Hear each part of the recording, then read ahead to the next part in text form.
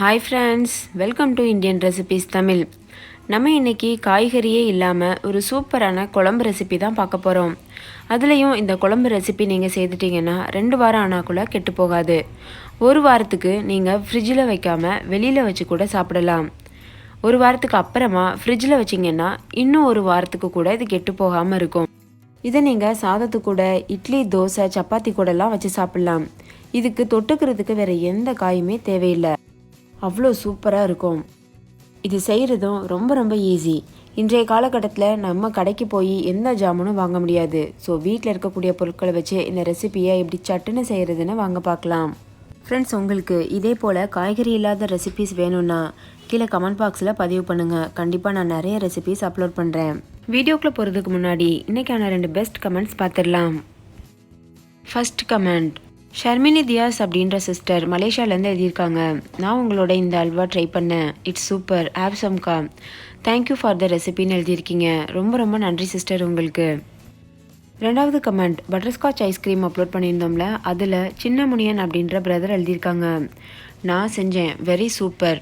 My ஃப்ரெண்ட்ஸும் சூப்பர்னு சொன்னாங்கன்னு எழுதியிருக்கீங்க. ரொம்ப ரொம்ப நன்றி பிரதர் உங்களுக்கும். ஃப்ரெண்ட்ஸ், நீங்களும் இந்த 2 ரெசிபியும் மிஸ் பண்ணியிருந்தீங்கன்னா இந்த வீடியோக்கு கீழே இருக்க டிஸ்கிரிப்ஷன் பாக்ஸில் லிங்க் தரேன். நீங்களும் போய்ட்டு செக் பண்ணி பாருங்கள், உங்களுக்கும் ரொம்ப பிடிக்கும். இப்போ வாங்க இந்த குழம்பு ரெசிபி எப்படி செய்கிறதுன்னு பார்த்துடலாம். அதுக்கு ஒரு இரும்பு கடாய் சூடுபடுத்திக்கோங்க. அதில் 1 ஸ்பூன் அளவு நல்லெண்ணெய் சேர்த்துக்கோங்க. நீங்கள் இரும்பு கடாயில் தான் செய்யணுன்ற அவசியம் கிடையாது. நீங்கள் நார்மலான அலுமினியம் கடாய் கூட யூஸ் பண்ணலாம். ஆனால் இரும்பு கடாயில் பண்ணால் அதனுடைய டேஸ்ட் இன்னும் ரொம்ப நல்லாயிருக்கும். உங்கள் வீட்டில் இரும்பு கடாய் இருந்ததுன்னா கண்டிப்பாக அதை யூஸ் பண்ணி பண்ணுங்கள். எண்ணெய் நல்லா சூடாயிருச்சு. இது கூட 1 கைப்பிடி அளவு வெள்ளைப்பூடு தோல் உரித்து சேர்த்துக்கோங்க. 2 டேபிள் ஸ்பூன் அளவு மல்லி விதை, 1 ஸ்பூன் சீரகம், 1/4 ஸ்பூனுக்கும் கொஞ்சம் குறைவாக வெந்தயம். வெந்தயம் அதிகம் சேர்க்கக்கூடாது, ரொம்ப கசப்பாக இருக்கும். 1 கைப்பிடி அளவு வெங்காயம். நீங்கள் வெங்காயம் சேர்த்தா தான் கொஞ்சம் கிரேவி நல்லா நிறையா கிடைக்கும். வெங்காயம் சேர்க்காம கூட இந்த ரெசிபி பண்ணலாம். வெங்காயத்துக்கு பதிலாக பூண்டு கொஞ்சம் நிறையா சேர்த்து பண்ணுங்கள். அப்பையும் இந்த ரெசிபி ரொம்ப டேஸ்ட்டாக தான் இருக்கும். இப்போ இது கூட 4-5 வரமிளகாய் சேர்த்துக்கோங்க. உங்களுடைய காரத்துக்கு தகுந்தாப்பில் நீங்கள் நிறையா கூட சேர்த்துக்கிறலாம். இப்போ இதை மறுபடிக்கும் லோ ஃப்ளேமில் வச்சு ஒரு 2 நிமிஷத்துக்கு நல்லா வறுத்துக்கோங்க. நல்லா வறுத்ததுக்கப்புறமா ஸ்டவ் ஆஃப் பண்ணிவிட்டு இதை நல்லா ஆற வச்சுருங்க. ஆறினதுக்கப்புறமா ஒரு மிக்சி ஜாரில் போட்டு நைஸாக அரைச்சிட்டு வந்துடணும். தேவையான அளவு தண்ணி சேர்த்து நல்லா நைஸான பேஸ்ட் பதத்துக்கு அரைச்சாச்சு. இப்போ மறுபடிக்கும் அதே கடாயை சூடுபடுத்திக்கோங்க. அதில் 2லேருந்து 3 ஸ்பூன் அளவு நல்லெண்ணெய் சேர்த்துக்கோங்க.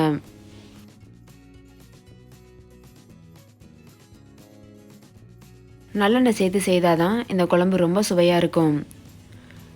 எண்ணெய் நல்லா சூடானதும் கடுகு, உளுத்தம்பருப்பு சேர்த்துக்கோங்க. ஃப்ரெண்ட்ஸ், உங்கள் வீட்டில் நல்லெண்ணெய் இல்லைனாலும் பிரச்சனை இல்லை, நீங்கள் நார்மலான எண்ணெயில் கூட செய்யலாம். கொஞ்சம் போல் வெந்தயம், கொஞ்சம் போல் சீரகம் சேர்த்துட்டு நல்லா பொரிய விடுங்க. தாளிதம் நல்லா பொரிஞ்சதும் ஒரு 1/2 கப் அளவு வெங்காயம் சேர்த்துக்கோங்க. பொடியாக நறுக்கின வெங்காயம் சேர்த்துட்டு இதையும் நல்லா வதக்கிக்கோங்க. மொத்தமாகவே நம்ம இதுக்கு 1 வெங்காயம் தான் சேர்த்துருக்கோம். ஆரம்பத்தில் நம்ம வதக்கும் போது 1/2 வெங்காயம் தான் சேர்த்தோம். இப்பையும் 1/2 வெங்காயம் தான் சேர்த்துருக்கேன். வெங்காயம் ஓரளவு வதங்கினதுக்கப்புறமா 1/2 கப் அளவு பூண்டு, தோல் உரிச்சா பூண்டு சேர்த்துக்கோங்க. சேர்த்துட்டு இதையும் நல்லா கலந்துக்கோங்க. பூண்டு, வெங்காயம் 2மே லோ ஃப்ளேமில் வச்சு நல்லா வதங்க விடுங்க. வெங்காயம் நல்லா வதங்கினாதான் நம்மளுக்கு நல்ல கிரேவி மாதிரி குழம்பு கிடைக்கும். வதங்காமல் பச்சையாக இருந்ததுன்னா கண்டிப்பாக தண்ணியான குழம்பு தான் கிடைக்கும், கெட்டியான குழம்பு ஆகாது. இது நல்லா வதங்குறதுக்காக கொஞ்சம் போல் உப்பு சேர்த்துருக்கேன். சேர்த்துட்டு இதை மறுபடிக்கும் நல்லா வதக்கிக்கோங்க. இது வதங்குற நேரத்துக்குள்ளே நம்ம ஒரு பொடி தயாரிக்க போகிறோம். அந்த பொடியில் தான் சீக்ரெட்டே இருக்குது. அந்த பொடி தயாரிக்கிறதுக்கு ஃபஸ்ட்டு ஒரு சின்ன கடாயை சூடுபடுத்திக்கோங்க. அதில் 2 ஸ்பூன் அளவு மிளகு சேர்த்துக்கோங்க. இந்த பொடி, இப்போ நம்ம அரைக்கிற பொடி நீங்கள் ஸ்டோர் பண்ணி கூட வச்சுக்கிறலாம். எல்லா குழம்புகளுக்குமே யூஸ் ஆகும். மிளகு சேர்த்ததுக்கு அப்புறமா 4 ஸ்பூன் அளவு தனியா சேர்த்துக்கோங்க, அதாவது மல்லி விதை. தனியா சேர்த்ததும் 2 ஸ்பூன் அளவு சீரகம் சேர்த்துக்கோங்க. ஒரு 4-5 வரமிளகாய் சேர்த்துக்கோங்க. இதுவும் உங்களுடைய காரத்துக்கு தகுந்தாப்புல தான், நீங்கள் நிறையா கூட சேர்த்துக்கிறலாம். சேர்த்துட்டு இது நல்லா வறுத்துக்கோங்க. இதை லோ ஃப்ளேமில் வச்சு ஒரு 2 நிமிஷம் வறுத்தா போதும். லோ ஃப்ளேமில் வச்சு 2 நிமிஷம் வறுத்ததுக்கு அப்புறமா நல்லா ஆற வச்சுட்டு மிக்சியில் போட்டு நைஸாக வந்து பொடி மாதிரி அரைச்சி வச்சுக்கோங்க. இந்த பொடியை நீங்கள் ஸ்டோர் பண்ணி வச்சு எல்லா குழம்புகளுக்கும் யூஸ் பண்ணலாம். இப்போ இது நல்லா வறுபட்டுருச்சு. ஸ்டவ் ஆஃப் பண்ணிவிட்டு நல்லா நைஸாக அரைச்சிட்டு தனியாக ஒரு ஓரத்தில் வச்சுருங்க. இந்த டைமில் நம்மளுடைய வெங்காயம் பூண்டு நல்லா வதங்கிருச்சு. இது கூட நம்ம ஏற்கனவே அரைச்சி வச்சுருந்த பேஸ்ட்டை ஆட் பண்ணிடணும். முதல்ல நம்ம வந்து வதக்கி அரைச்சோம்ல அந்த பேஸ்ட்டு, அதையும் சேர்த்துட்டு நல்லா வதக்கிக்கோங்க. இது கூடவே மிக்ஸி ஜாரை அலசி கொஞ்சம் தண்ணியும் சேர்த்துட்டு இதையும் நல்லா கலந்துக்கோங்க. ஃப்ரெண்ட்ஸ், இந்த டைமில் உங்களுக்கு நிறைய தண்ணி தேவைன்னா கூட நீங்கள் சேர்த்துக்கிறலாம். அதாவது குழம்பு நீங்கள் தண்ணியாக வைக்க போகிறீங்கன்னா 1 டம்ளர் அளவு கூட தண்ணி சேர்த்துக்கோங்க. இல்லை குழம்பு ரொம்ப கெட்டியாக வைக்கிறீங்கன்னா நான் இப்போ சேர்த்த அளவு தண்ணி ஓகே, அதாவது 1/4 டம்ளர். இப்போது புளி கரைசலை சேர்க்குறேன். 1 எலுமிச்சம்பழ சைஸ் அளவு புளியை எடுத்துகிட்டு 1 டம்ளர் அளவு தண்ணியில் நல்லா வந்து ஊற வச்சுட்டு அதை நல்லா கரைச்சிட்டு அதுக்கப்புறம் அந்த கரைசலை மட்டும் சேர்த்துக்கோங்க. சேர்த்துட்டு இதையும் நல்லா கலந்து விடுங்க. இந்த புளி கரைசல் அதுக்கப்புறம் நம்ம சேர்க்குற தண்ணி எல்லாமே நல்லா வத்துறது வரைக்கும் குழம்பை வேக விடணும். அதே சமயம் நம்ம சேர்த்துருக்க பூண்டு நல்லா வந்து மசிஞ்சு வெந்து வரணும். நல்லா மிக்ஸ் பண்ணிவிட்டு உப்பெல்லாம் செக் பண்ணிக்கோங்க. தேவைன்னா உப்பு சேர்த்துட்டு மூடி போட்டு மூடி லோ ஃப்ளேமில் வச்சு 10 நிமிஷம் வேக வைங்க. இப்போ 10 நிமிஷம் ஆயிடுச்சு. நல்லா எண்ணெய் பிரிஞ்சு குழம்பு நல்லா வெந்து வந்திருக்கு. இந்த டைமில் குழம்பு கொஞ்சம் நம்ம செக் பண்ணுறோம். வெள்ளைப்பூடு கொஞ்சம் வேகாமல் இருக்குது. அதனால் நல்லா கலந்துட்டு மூடி போட்டு மூடி மறுபடிக்கும் 5 நிமிஷம் வேக வச்சு எடுத்துக்கிறலாம்.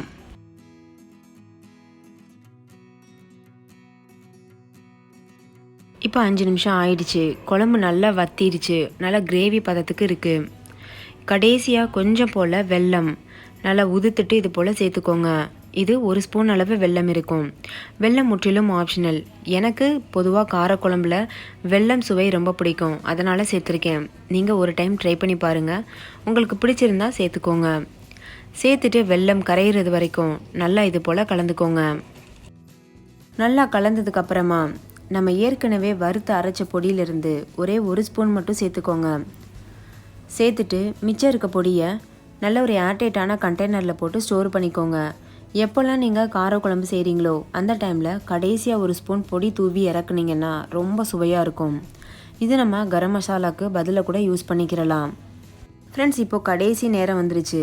இந்த டைமில் 1 ஸ்பூன் அளவு நல்லெண்ணெய் சேர்த்துக்கோங்க. இது சூடுபடுத்தாமல் பச்சையாக தான் சேர்த்துருக்கேன். சேர்த்துட்டு ஒரு தடவை நல்லா கலந்துக்கோங்க. கலந்துட்டு ஸ்டவ் ஆஃப் பண்ணிவிட்டு சர்வ் பண்ணிடுங்க. நல்லா சூடாகவும் சர்வ் பண்ணலாம், இல்லை ஆறுனதுக்கு அப்புறமாவும் கூட இந்த குழம்பு ரொம்பவே சுவையாக இருக்கும். நல்லா ஆறுனதுக்கப்புறமா இன்னுமே கூட கெட்டியாகும். பாருங்கள் எவ்வளோ சூப்பராக இருக்குது. பார்க்குறதுக்கே நாக்கில் எச்சி ஊறும், அவ்வளோ சுவையாகவும் இருக்கும். ஸோ கண்டிப்பாக நீங்கள் ட்ரை பண்ணி பாருங்கள். இது கூட நீங்கள் வத்தல் வடகம்லாம் வச்சு கூட சாப்பிடலாம். எந்த காய்கறியுமே கூட வைக்காமல் அப்படியே கூட சாப்பிட்லாம். இன்றைக்கி நம்ம இருக்க நிலைமைக்கு கடையில் போய் எந்த காய்கறியும் வாங்க முடியாது. ஸோ அந்த மாதிரி டைமில் இந்த ரெசிபி உங்களுக்கு நல்லா கை கொடுக்கும். அதே போல் இது வெளியில் வச்சு சாப்பிட்டிங்கன்னா 4-5 நாள் வரைக்கும் கெட்டு போகாது. ஃப்ரிட்ஜில் வச்சு சாப்பிட்டிங்கன்னா 2-3 வாரத்துக்கு கூட கெடாமல் இருக்கும். எப்போல்லாம் தேவையோ அந்த டைமில் கொஞ்சம் போல் குழம்பு எடுத்துகிட்டு நல்லா சூடு பண்ணிவிட்டு அதுக்கப்புறம் நீங்கள் சாதத்து கூட வச்சு சாப்பிடுங்க. ஒயிட் ரைஸ் கூட பக்காவான காம்பினேஷன்.